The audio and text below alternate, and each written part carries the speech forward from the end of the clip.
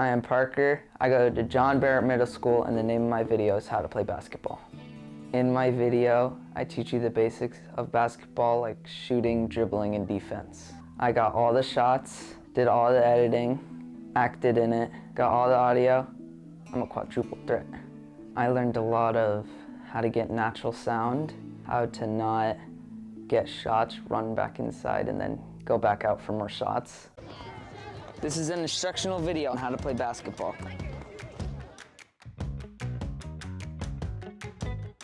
Alright, first you need to know the basics, like dribbling, shooting, and defense.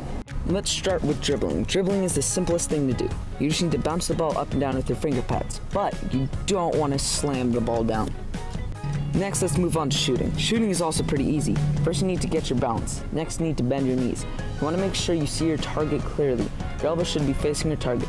Finally, you need to follow through and put your hand in the cookie jar.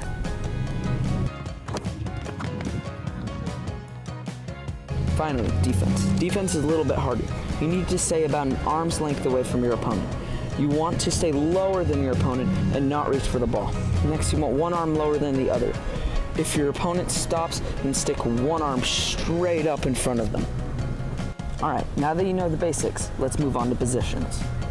1. Point guard. Point guard is responsible for handling the ball and bringing it up the court.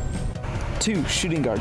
Shooting guard is a player who can score a lot of points in a short period of time. 3. Small forward. A small forward is often compared to a shooting guard in that they have similar jobs. 4. Power forward. The power forward is a big, powerful individual who can dominate rebounding and inside scoring. 5. Center. The center is almost always the biggest man on the court, a player who can alter the opponent's offense just by his presence. Alright, now that you know the positions, let's move on to rules. First thing you need to know about is double dribble. If you hold the ball in both hands, you cannot dribble until you get the ball again. Next, you need to know about travel. Travel is when you take more than 2 steps without dribbling. This will cause the ball to go to the other team. Out of bounds is when the ball goes outside the line. Once it does, the team that didn't touch the ball last gets the ball. And finally, there are only 5 people per team on the court at a time.